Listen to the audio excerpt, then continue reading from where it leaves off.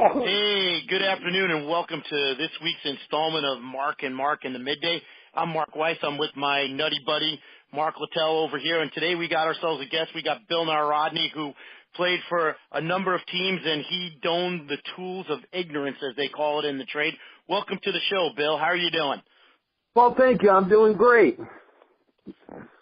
Excellent. Well, I know one thing, we've got a lot of to talk about, because, Bill, you and I were in the same era, and I know you've taken those shots back there many, many times, but you started out with the Phillies, and I knew you mainly a lot from the White Sox, and then you got Atlanta and Seattle. I think I might have missed one there, but you missed a few. Yeah, just a few, for sure. You should have mentioned the teams I didn't play with: Philly, Chicago, Atlanta, Cleveland, Detroit, and Seattle.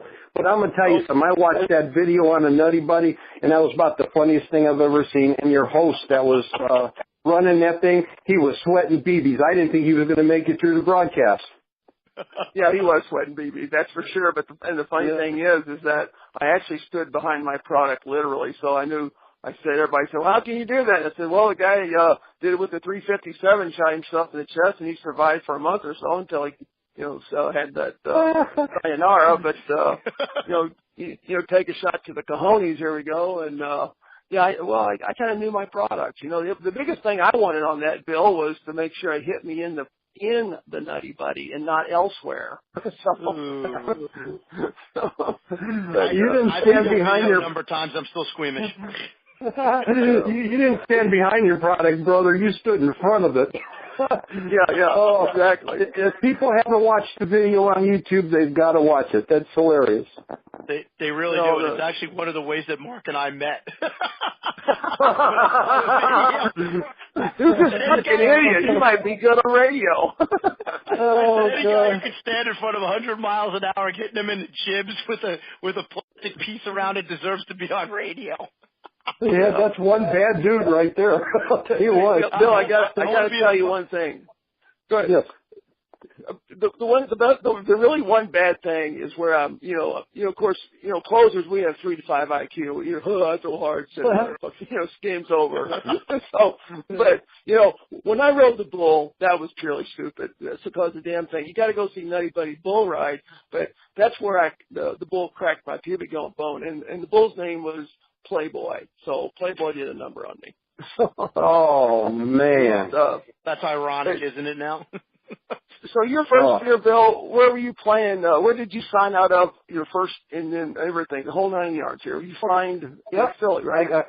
Yep. I grew up in Hamtramck, Michigan. I went to St. Clair Community College, which I played for Mr. Dick Groach, who was also the man who later on went on to be a scout with the Yankees, and he signed Derek Jeter, and on his scouting report said he'd be the captain of the Yankees. This is before he even played. Now he's with the Milwaukee Brewers. And then I signed with the Phillies in the 6th round in 72. And they take me, so I played the season in Auburn, New York, and did well. And then I come to spring training, and I says, I'm a catcher. And he says, yeah. He says, and you're going to learn to be a catcher. And Lou Kahn, Andy Simonek, June Raines, this is my first spring training. I'm in big league camp. They said, we'll see you at the cage at 9 o'clock.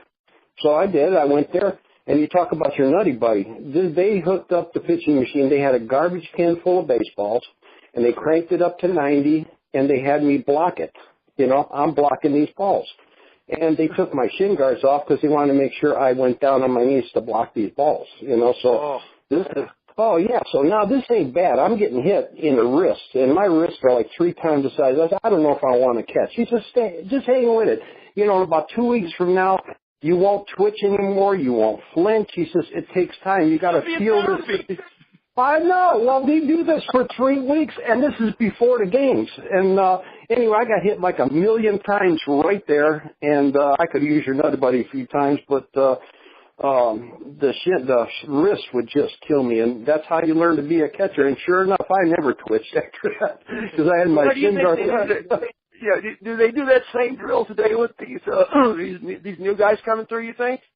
No. And it's funny because it's hard for me to watch catchers. I had major league catchers. I had great catchers train me to catch, how to block balls in a circle and, how to throw, come up, throw, and all the stuff. And I don't see that. I see great players, stronger maybe players, but I don't see the techniques that they had back then because they were just, how do you teach somebody to play at a major league level if you were never close? That's the way I look at it. Hey, Bill, I got two things to say about that. One is just a comment. The guy who put that sadistic thing that you went through, was that guy's name Boone? Was he trying to protect his spot? That's number one. Heck no, Andy. I'm Russian Polish. Andy Semenek is a Russian, and he thought I could handle it. And Lou Kahn found it entertaining, and June Raines watched because when Andy and Lou left, June took over, and this guy was awesome, June Raines. Okay, I'm sorry. No blame to Bob Boone, then. No, Bob Boone was out of the picture at that time. Okay. No blame to the guy who was looking to be the number one catcher on the team. So, okay, well, we cleared the air on that one. The next thing I want to say is you brought up about blocking the plate and I mean, blocking balls in the dirt and with the shin guards, and that's a fine art that I think has escaped the game. What do you think about like a guy like Gary Sanchez who plays for the Yankees, who everyone says, I mean, the guy's got all the skill, all the tools, great arm, great bat. He just doesn't block balls in the dirt, and he hurts his pitchers. I think he needs to see Lou and Andy for a while, and I think he'll come right around. Cause, and most of the guys, a lot of them, you talk to them, and they don't quite understand. If you block the ball, you do a horseshoe around the home plate. That's the way you fall, because when the ball hits you in that direction, it's going to go back towards the middle. A lot of guys don't do that, and they don't get down. They try to pick the ball, and that's just, you can't do that. I mean, yeah, you're going to get most of them. Yeah, there's a lot to catching. That's not a good thing when you're just trying to pick them. That's rough. In fact, he made me use a no-break glove when I was learning. I don't know if you know what a no-break glove is. It's like a pillow, big round pillow. And he says, later on you can go to a glove, like in AAA. He let me go to a one break. He says, this will keep your hands soft, teach you how to catch a ball like you're catching an egg so you don't break it. How to, soft hands. And I think it worked. That's what I mean. They don't have those techniques no more. That's, man, they just, but they're great players. Don't get me wrong one bit, but boy, the things that you learn, I remember Rod Carew telling me I was hitting the ball pretty good, and then the next time he seen me, I struck out like 4 times in a row. He says, what are you doing? I said, heck, if I knew that, I'd stop. So he started laughing. He says, Bill, he says, pitching machine? I says, yeah. He says, look through the spot. Don't look where his arm is. Every pitcher got a release point. He's going to come out of that release point. If he don't, it ain't going to be a strike. He says, look through that hole to the backstop. When he comes to that point, you'll not only know if it's a strike, but you'll see his fastball with the hand straight up, curveball with the wrist bent, and he says his hands will come up in any off-speed pitch. I started hitting the ball pretty good after that, but I give him a lot of credit, too, and he didn't have to say that, Right. He was some kind of hitter. Yeah. Oh, you talk about hitting. You remember Jim Bunning, great Major League pitcher, Hall of Famer? He just passed away recently. Yeah, he was my AAA manager with Toledo, Ohio. We opened in Memphis for a 3-game series. I hit 3 home runs, 10 RBIs. We won all 3 games, and he calls me in the office. I figured, yeah, man, this guy's going to send me to the big leagues, right? No, he sits me down. He says, Bill, I'm thinking about sending you back to AA. I said, what? I thought he was kidding. He said, I ain't kidding. Everybody knows you can hit. But he says, I seen your catching, and it belongs in the garbage can. So he told me focus on, this was the toughest man I ever played for. I wound up leading that league in home runs and winning a glove for defensive catching that year, So sometimes you need tough love. That's right. What were some of the pitchers that you had? What were some of the pitchers that you have caught over the years that were interesting people? That I know you and I talked about, Ryan. We'll get to that later, but you got anybody else in mind on that, Bill? Because I know you caught a lot of pitchers. And there are some guys who made it tough on you too back there. Like probably Wilbur Wood probably was tough to catch. Oh, Wilbur Wood. After catching Wilbur with that ball dancing over, we can go on the worst flight, and it felt stable. There's been times when I was catching Wilbur Wood, and he'd throw me a knuckleball, and I'd stand up, and the ball would hit me in the toes. You know, another inch of layer of toenail. Oh, yeah, exactly. And, well, I'll tell you, there were some tough ones. Then we had, like, Ron Schuler, 3-0, a great guy. He was general manager of the White Sox for everything, great guy. But I'm catching 3-0, bam, he drills the hitter. Later on in the game, 3-0, bam, he drills the hitter. I go out there and says, Ron, what's going on? And he says, I don't want to waste walks. If I'm going to get 3-0, he says, I'm drilling them. I said, well, you know what? With that philosophy. Yeah, I says, you know, Ron, if you drill him good, because every daggum time you hit him, it bounces off him and whacks me somewhere, you know? So, you know, then we laughed and he went back behind the plate. I got a good one for you, though. Francisco Barrios was one of the best. He was awesome to catch. He was exciting. And I can remember it was down in the later innings, I think 8th inning or something, and he had a couple of men on base, and he's been pitching a great ball game. And I put down fastball, you know, away. And he shakes me off. I put down fastball away again. He shakes me off. And, you know, all day he's been throwing a great fastball on the dot. So I go out there and I says, Francisco, what do you want to do? He says, I want to throw a breaking ball. I says, you know, you've been throwing a good fastball all day and we've been getting people out, but if you want to go to breaking ball, give me the good one. So I get halfway home plate. Nah. And I says, yeah. He says, come here. He said, what do you think? I think you've been throwing a good fastball away all day, and it'd be a good idea. He says, let's go with yours. I said, well, give me the good one. I don't want that excuse that I'm calling a bad pitch here and you're going to, you know, game loss. I said, I need a good pitch. He threw it there. The guy froze. He was looking breaking ball, and he got him out. And he said, you're my favorite person in the world. You know, he was a tough one. And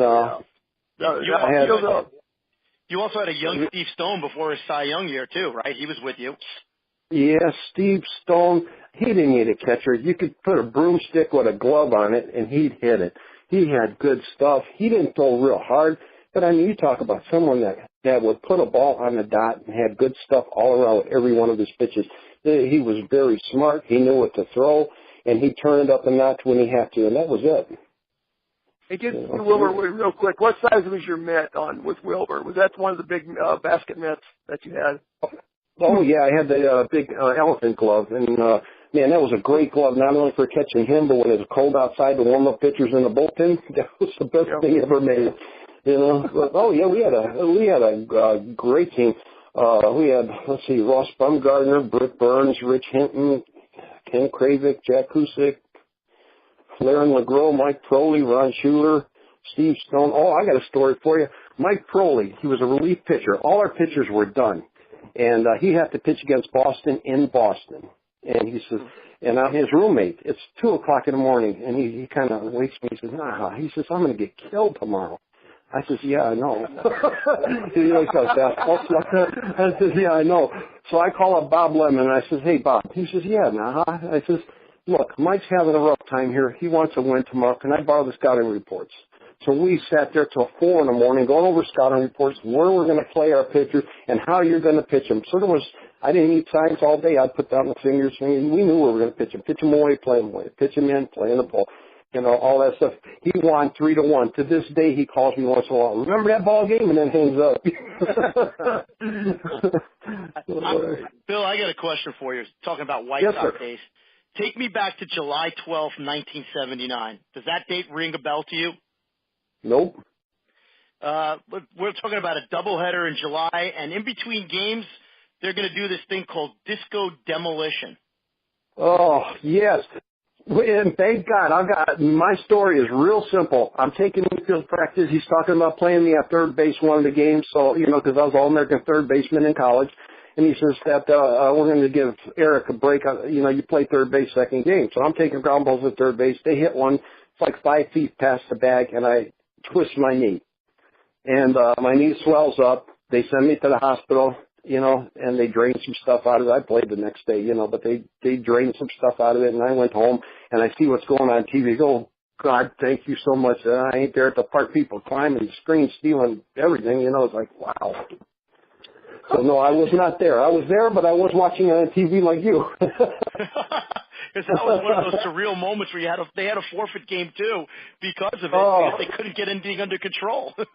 Oh, I know. There's crazy, you know. So, were you there? Were you with the White Sox in 76? Yeah. Oh, but What's that? Okay, okay, were you with the White Sox in '76 when at the start of that season, Bill? No, 76. I was still with the Phillies, and that was my first big league year. And I got a hit off of Pete Falcone in my first hit. How did you That's from Brooklyn. Pete Falcone? Pete Falcone. Great pitcher. No, he was with St. Louis at the time. I crushed it too. I mean, St. Louis is a big park. I'm in my trot. I trotted in second base, and that ball ain't going. It ain't going. It ain't going. Holy smoke! How big is this park? Because I hit it pretty good, and it hits the top of the wall and comes back in, and I got my double. Nobody really paid attention, so thank God. And I told him, get the ball, get the ball, get the ball. So to throw the ball in, and the Phillies, Mike Schmidt, Lazinski, Crazy Boa, Dave Cash. I come in, where's my ball? No ball. It's gone. We must have made a mistake, yeah. So I get there in my locker, and there's the ball with it, that first home run ball. They already have it filled out and everything. Pretty cool, yeah.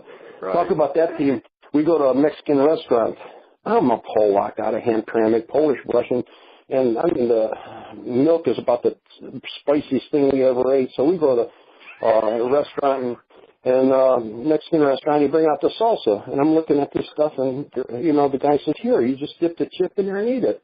I dipped the chip and eat it, and my eyes started watering, and I started sweating. I threatened to kick everybody's butt at the table, I thought this was a rookie prank, because these are all veterans, So I said, forget this. I walked out, man. I thought they were going to mess with me. I didn't have time for that, right? So I went back to the room, and I guess I was the talk of every spring training that year about that story, beat them all up over some salsa at a Mexican restaurant, I thought it was a rookie prank, I didn't know. I thought, man, that hurt, though. You definitely played some pretty good players, I'll tell you that. There's no doubt about that. Who are some of your favorite players in the locker room? Because I know you've got some funny locker room stories, because there's always stuff going on in the locker room. Really God. is. I mean, that's nonstop there, too. And, okay. Yep, we're on, with Cleveland, I'm catching, and I get hit in the cup, and it breaks. I have to go in and change it between games, And anyway, I come back, and somebody wrote Naha's Monster Cage on it, and it stuck. Well, I found out it was, the big pitcher from the Dodgers from Cleveland. Oh, my, Sutcliffe. Rick Sutcliffe. And, so I wait till he goes, and I nail his shoes to the floor, and just tacking it. He came back. He's threatening to kill everybody. I never told him I did it. So, now we know. And then you can tell Tony La Russa this too. I was playing with the White Sox, and Tony was managing. And, man, I had a good day. I hit a home run the day before. I'm ready to play. He's got somebody else in the lineup. So I went in the training room, and I got one of those syringes, the big syringes that they use in case someone has a heart attack. And I filled it with water, and when he left, he had one of those cloth chairs. So I stuck the syringe towards the chair, and I shot it full of water. He sat down. He was walking around with a wet butt all day. It's like, happy birthday. Don't do this to me no more. Well, I guess you have to be there, but, man, that's... Who were some of the managers? How many managers you end up playing for, Bill? In the show. My God, I think, let's see here, if I can remember even. I got hit a lot. Tell me a little bit about some of those guys. Obviously, La Russa, and then you had Lemon. Yeah. So Danny Ozark with the Phillies. And there's a story. Can I get off track for a second? Yeah. Get off track. Okay. Well, this is my first year. I'm like 19, right out of Detroit. I'm catching, and there's Reggie Jackson on second base, and the guy gets a base hit. I look over at spring training. Reggie's trying to run at home plate. I'm 220. I train in 10, 12 hours a day with weight jackets on and everything, and he's not that big. I said, okay, I ain't moving. I'm blocking. I don't even have the ball yet. I'm blocking the plate. Well, we hit. He goes flying. I roll with it. The ball goes to Schuler. He throws it to me, and Reggie tries to dive back to home plate. So I drop my knee on his head and twist getting up, And I told him, next time slide. Here comes Billy Martin out of the dugout. He's yelling and screaming. I said, one more step and you're mine, And he stops and he's yelling and he's pointing back there and everything else. So it's done. I go into the dugout and Danny Ozark says, "Ooh, you got Reggie good." I says, "Why would he run me over in spring training?" He says, "He's a hardball player like you." I said, "Well, I can respect that, you know." He says, "You thought you were going to have trouble with that little guy, didn't you?" And I says, "Oh, yeah, he was feisty. You know, Billy Martin, he was feisty." He said, "Oh, no, you're his favorite player right now. He don't like Reggie very much." He says, "But if he was going to fight with you," he says, "he would make you relax. He'd wait till your hands are out of sight. He'd knock the crap out of you." And I'm going, "Oh, I got a lot to learn here." You know, thank God he didn't like Reggie at the time, you know. When you moved over from the Phillies to the White Sox, I know the Phillies were at that point they were ready to break out as like they were going to be one of the best teams in the National League, and you moved over to Chicago. How did you feel about that? I mean, did you feel like it was a chance for you to get into the starting lineup and get to play, or were you disappointed you were getting away from a team that really had a shot to go all the way? Heck no, I was all excited. About 2 weeks earlier, I'm watching Francisco pitch on TV with the White Sox. And I'm at AAA still because I'm still down. You know, it's 77 now, and I'm still in the minor leagues setting records. And I'm sitting down there, and I'm watching on TV. Next thing I know, I get traded there, and I'm catching them. You can't imagine the thrill. You know, I mean, I was just beyond myself.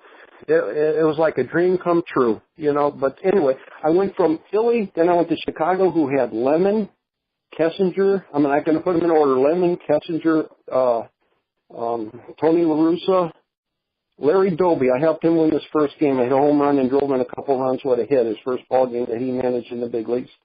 And then I think, what's the guy from Arizona State, the old baseball coach? I think he took over for a while. I can't remember his name, but he took over. And then then you had Bobby Cox in Atlanta. Well, Bobby Cox was a trip. Oh, my God, he was something to play for. He'd come out there, give me the ball, you know. Oh, my God. And then Bobby Cox was funny because I did pretty good for him. I knocked him in a lot of winning runs and a lot of stuff, and we got along good. And I'm not going to mention names, but there was a fight. It was raining that day, and there was nobody knows the story. But down in the batting cages underneath the stands, we're taking some batting practice. I was just about done, and I see somebody walk over to another player and punch him in the nose. You know? And I go, "Oh, dude." So I'm walking back to the club, and Bobby says, "Everything okay down there?" I says, "Yeah." He says, "Nothing happening?" I says, "Yeah, so-and-so just punched another guy in the nose." He says, "Yeah, I told him to." I can't mention names because I don't want to bring the guys up, but that's things like that happen. I'd love to know to this day what happened there, but yes, I played with Bobby Cox. He was funny because then I go to Cleveland, I pinch hit a home run to beat them. Everybody's going in their dugout because it was a game winner, and he's standing there, and I'm getting ready to touch home plate, and he says, "You never did that for me," because he was managing Toronto at the time, when I hit it. And, oh, God, yeah, he was a trip. Did you get along with the umpires for the most part? Did you get along with those? Did you schmooze the umpires? You know what? I played hard. I tried to protect them. I learned from them. They learned from me because most of them came up about the same time I did, played instruction league together and all that. Right. And, they came to my wedding and bought drinks. Like, I'm trying to think of Palermo, Ken Kaiser. Clark. Was Al Clark there? Clark Foster. He's a friend now. He was in the big leagues at that time. Okay. I think Al was there for opening day of the first season, though. You know? Yeah. 1800s or something, you know? He had like 22 to 23 years in the mix. I know. What a great guy he is, too. What an umpire he was, too. And I got on the show. Oh, was he really? He's an awesome guy. I have one stolen base in the big leagues. I was Thurman Munson catching. Mark Guidry was pitching, and I'm leading off first base. We're down by a run, but I'm thinking to myself, this is my chance because I'm leading off farther. He's not even looking at first. I'm like half of the way to second base when he throws the ball, and then I'm running. I look over, I see breaking ball. Munson comes up, throws a perfect throw to second base. It was a bang play, and the umpire goes safe. I wish I could remember who that umpire was. He says safe. I can't. And I remember Bucky Denton looking at him, and he says, Bucky, it's his first stolen base. So he must have lied. Must have been talking about it behind the plate. That's a true story right there. Bucky, it's his first stolen base, you know? Now, I got a question for you. The next time you got up and you were at the plate, what did Munson say to you? Oh, nothing. We were friends. We talked all the time. In fact, right before two games, maybe before he got in that crash, I'm catching, and I says, hey, Thurman, how you doing? He says, not too good. My back's killing me. And I told him, well, you're underpaid coming up. Now you're overpaid. And he laughed, you know. And that's the last time I got a chance to talk to him, you know. But yeah, then Dave Garcia, Del Crandall, you know, was with Seattle. Yep. And Detroit was Sparky Anderson. Wow. So we're talking Bobby Cox, Sparky Anderson, and Tony La Russa, 3 Hall of Fame managers that you just happen to make look good. Wow. Yeah, that's why they're there. There you go. Oh, Joe, yeah. Pick up on that. Yeah. And, oh, shoot, yeah, there was a lot of good times there. Boy, that was fun. You know, good people, too. You know, you think that you read about these people now, they're just teammates that don't play. That's what they are in most cases. True. You know, you treat them right, they treat you right, and, you know, you do what your best to help the team. As long as you do that, you stand pretty good with them. Where did you know? I was going to say, tell us a little about your passion now, which is outdoor stuff. You're a big-time fisherman. I see you're always posting pictures with your go-to boys where you guys are going out there and catching the big ones. So what's going on with that? Oh, I love fishing. That's my favorite thing to do. In fact, when we're done here, I'm changing the tires on my boat because I got to put new tires on them. But, oh, yeah, we got a place called Wakasasa out here.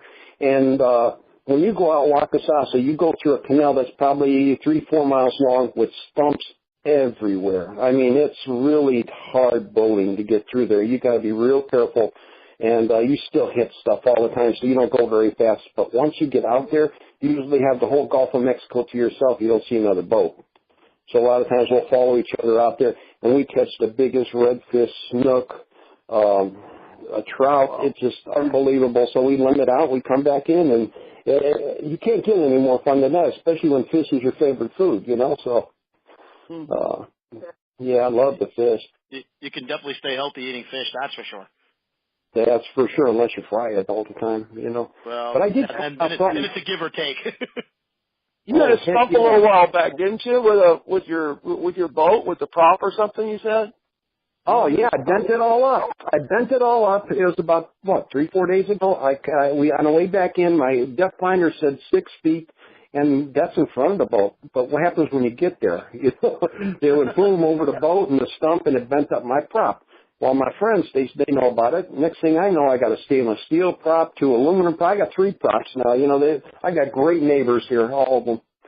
And it's a lot of fun. Yeah, but nope, I was lucky. I was rookie catcher of the year in '78, and home run off Nolan Ryan, broke up Steve Carlton's no hitter in May of 1980.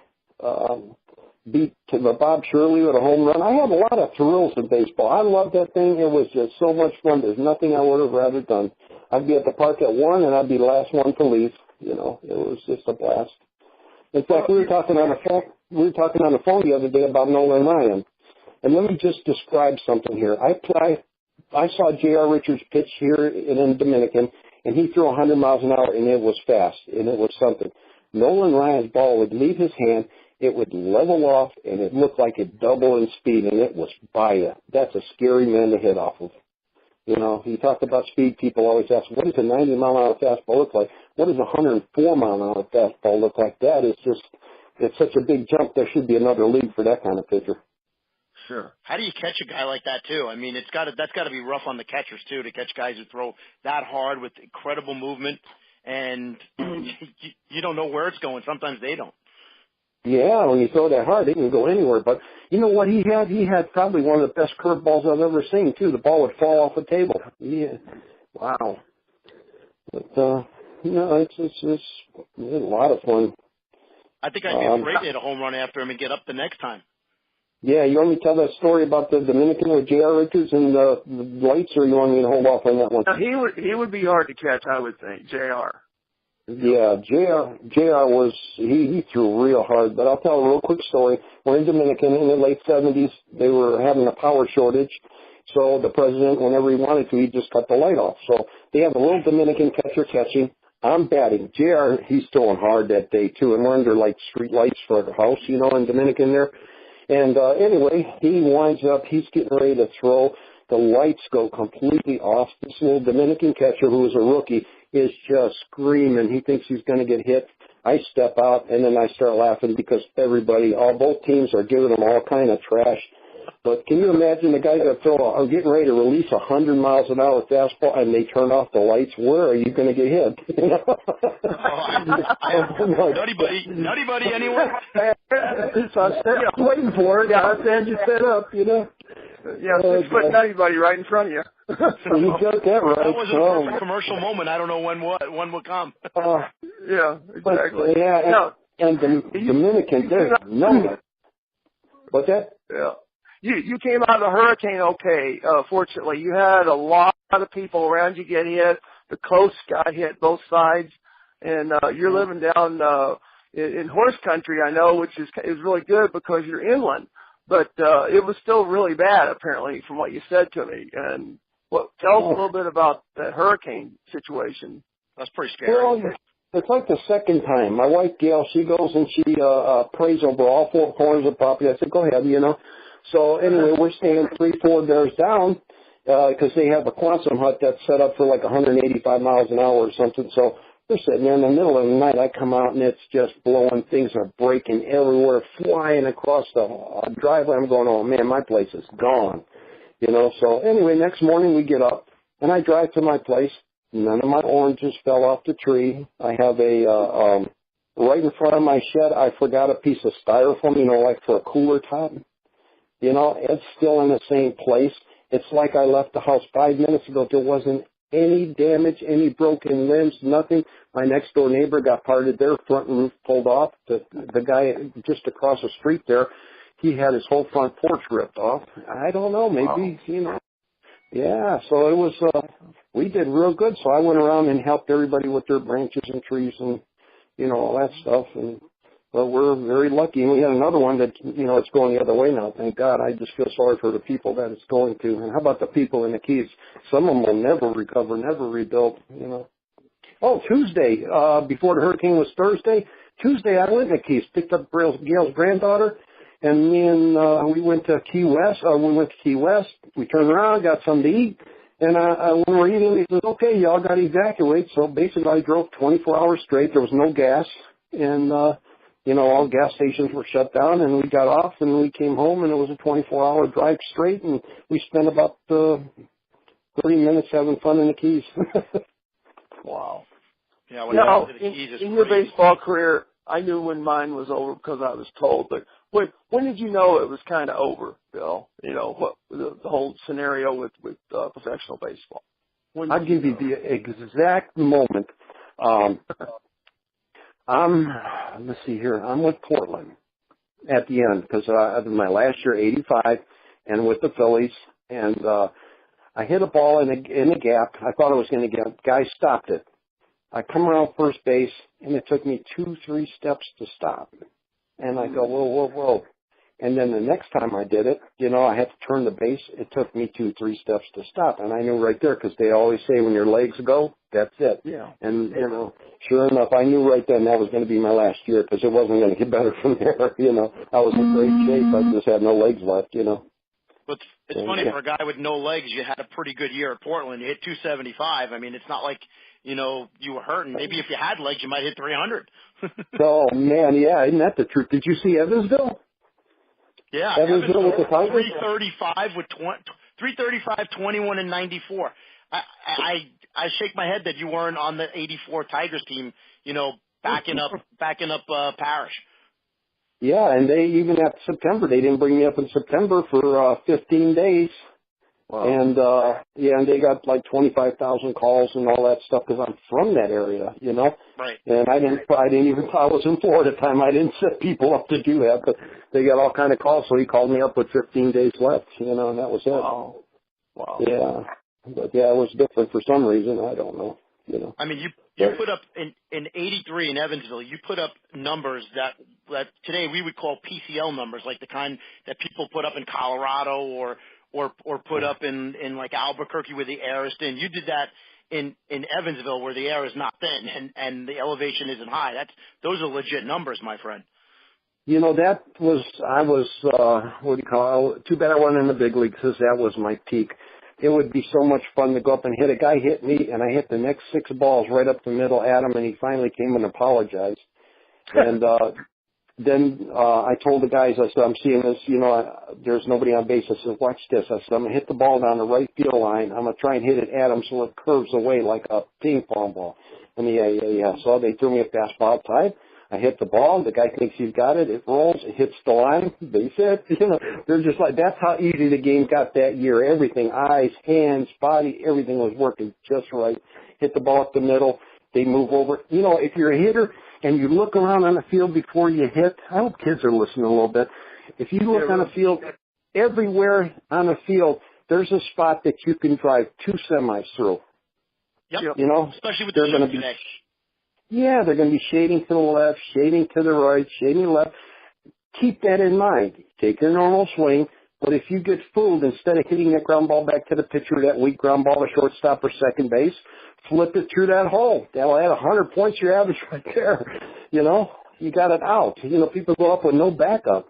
You know, I watch a lot of baseball, and I tell you that the guys today, they overshift. They move the third baseman over to the second base spot, and the shortstop covers the whole left side of the infield. And most of these lefties, they'll never hit the ball that way. I have to say one guy that I see who does it is a young guy, probably going to be Rookie of the Year this year, the guy from L.A., Cody Bellinger. He will either bunt it or tap it down the third baseline and take first base if he has to. And I don't understand why more guys don't do that to break up the shift. Exactly. How do you feel as a pitcher with the shift on like that? You know, that's got to be. Well, you got to throw inside. Yeah. Well, maybe I used to bunt. Maybe I used to bunt once in a while down there. You just go down the line just laughing. Yeah, it's funny. Yeah, whatever you got to do, you know. Yeah. Well, I think we're kind of running a little late on time. I got to thank Bill for being with us on the spot today. I know we kind of hooked this up like a couple of days ago, so thanks, Bill, for joining us. I'm going to throw it over to the closer and finish it out, buddy. Well, here's what the closer does, Bill. He throws peas at the knees. He throws no pies in the eyes, no wall balls, and you'll be just fine. So everybody have a great day. You got it. Thanks. This has been my pleasure. Thank you. Thank you, Bill.